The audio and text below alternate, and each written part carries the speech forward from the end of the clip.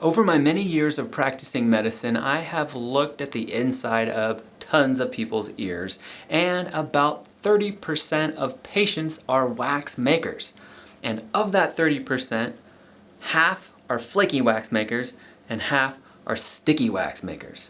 People who make flaky wax, that wax tends to just fall out on its own. But people who make sticky wax, it gets stuck in the ears, it gets stuck in the hairs that grow inside the ears and just clings on and accumulates and accumulates. And for those people, they need to get their ears flushed out. And unfortunately, I am one of those people. So about every 6 months or so, I have to flush my ears out. So in this video, I am going to show you how I do it. Step one is we put something in there to soften the wax. That's very important. I have told so many patients before you come to your appointment to get your ears flushed out that you must follow my instructions to soften the wax, and you would be surprised at how many people don't do it, and it just takes forever to flush it out. So if you put the D-Brox is what we're going to use, if you put that in there firsthand, it softens the wax and it makes the experience so much easier and faster. So the first thing you're going to see me do is put the camera in my ear and take a look at all the wax that's going on inside there. It's gross, so if you don't like gross things, I recommend you don't watch the video. But if you like gross stuff and you like the satisfaction of seeing that wax being taken out, then stay tuned.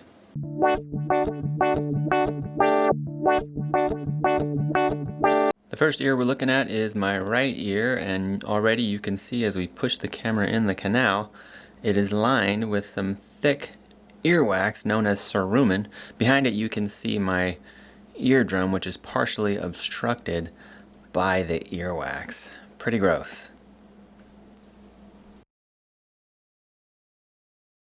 Now here's a look at my left ear canal, and there's wax there too. This side has a little bit more wax, and you can see the eardrum faintly behind. The light can't get to it, so you can't see it that well because the wax is partially obstructing it.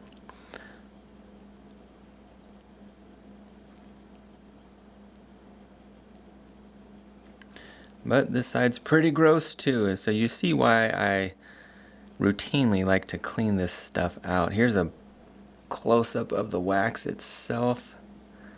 It looks like an alien or something. To soften up the earwax, I generally use D-Brox, and I put 7 drops in each ear, 1 ear at a time, for 7 minutes at a time. And it's good to have a pillow and put a towel on it because this stuff is kind of oily. So you put the tip of the dropper in your ear and you count 7 drops. And then set your timer and wait, and then when that's done, flip over and do the other ear. You might want to have some tissue handy to wipe up some oil that could spill out. The D-Brox, it kind of like fizzes while it's in your ear, so it's kind of a weird sensation. You could hear it, and it feels like your eardrum is all clogged up.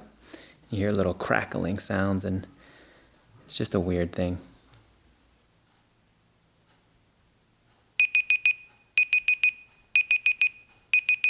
Now we're ready for the fun part, flushing the ears out with water.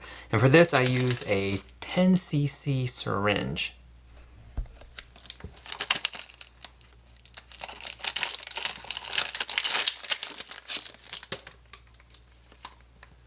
I fill a glass with warm water. I try to get the water as close to body temperature as possible. If the water is too cold or if it's too hot, it can make you feel nauseous.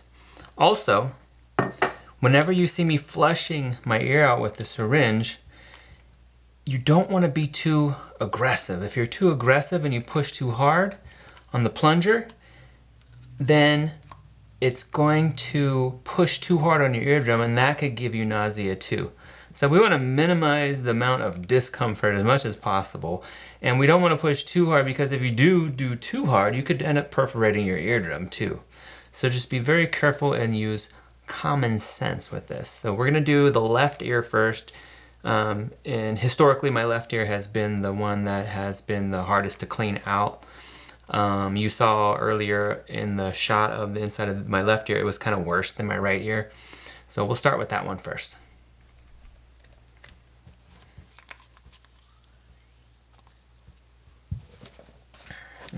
So I'm over the sink right now, and we're gonna plug it up so we can see all the goodies that come out.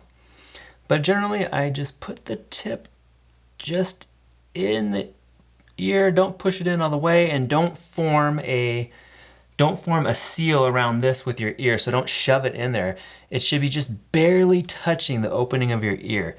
And then with my other hand, I pull back on my ear like this, just to open the canal up, and then give it a squirt.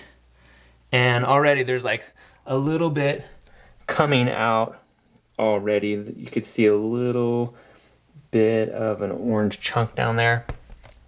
And I feel like I'm gonna get this camera soaking wet here with this.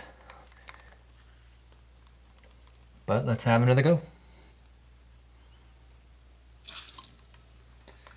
And the sensation, I usually feel it like on the back of my eyeball. I could feel this flushing in my ear. The water fills the ear canal and then whoosh, makes a swooshing noise. Ah, more chunks are coming out. I'll show you when we get a good chunk to come out. Oh, we're already getting it out. That Debrox really, really helps out.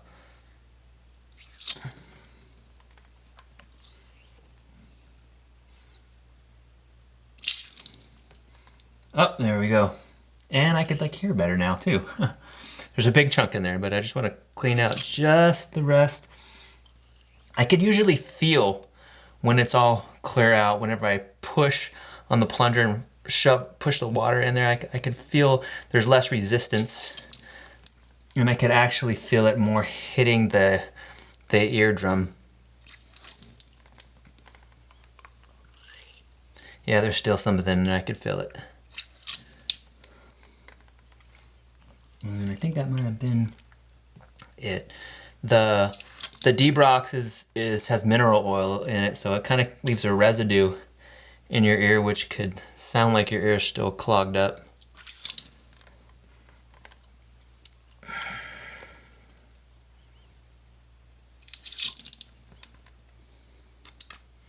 But I think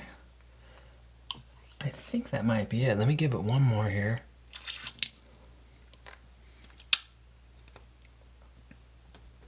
There's water in there. Oh, yeah, I think that's it on that side. Let's take a look in the sink here at the gunk that came out.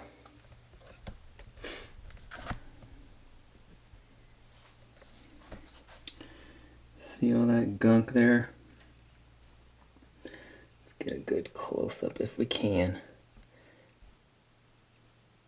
Yeah, there we go. There's some of it. The biggest gunk right there.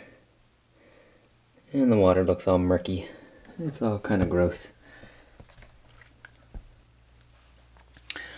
So that's one ear. Now let's do the other side. I drained out the sink and plugged it back up again so that we can see all the gunk that's going to come out of my right ear. So let's do it.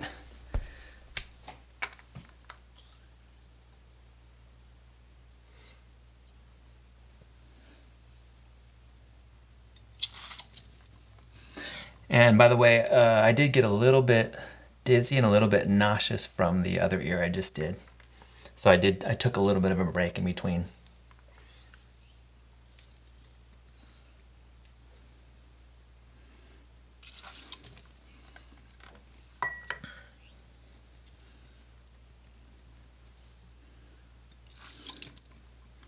A little bit came out.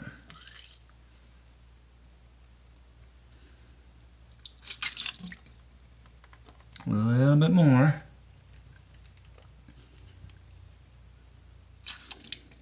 Oh, there it is. There's a big old chunk right there. That might be it. I think it is. Oh, get that water. Let's take a look at that.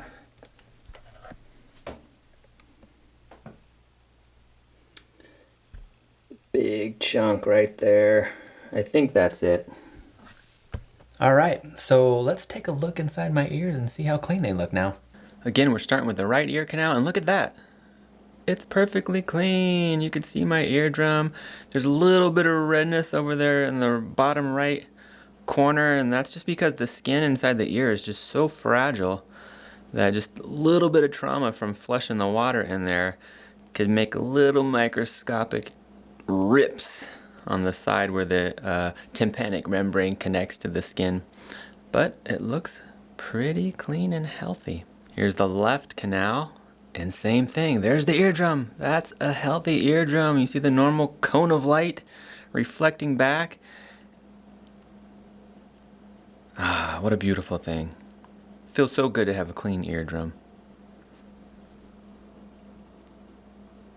I could hear now. I feel so much better every time I clean my ears out. I'm a neat freak, so just seeing that myself, it kind of grosses me out. But when I get them cleaned out, I feel nice and clean. I feel like I could hear things better. I know this time my ear wax wasn't as bad as previous times. Maybe in the future I can make another video of whenever the ear wax is really bad. But I feel better right now. And I just want to put a few words of caution out to all of you. Don't try this at home unless you have seen your doctor and they have looked inside your ear so they could tell that there's no perforation of your eardrum.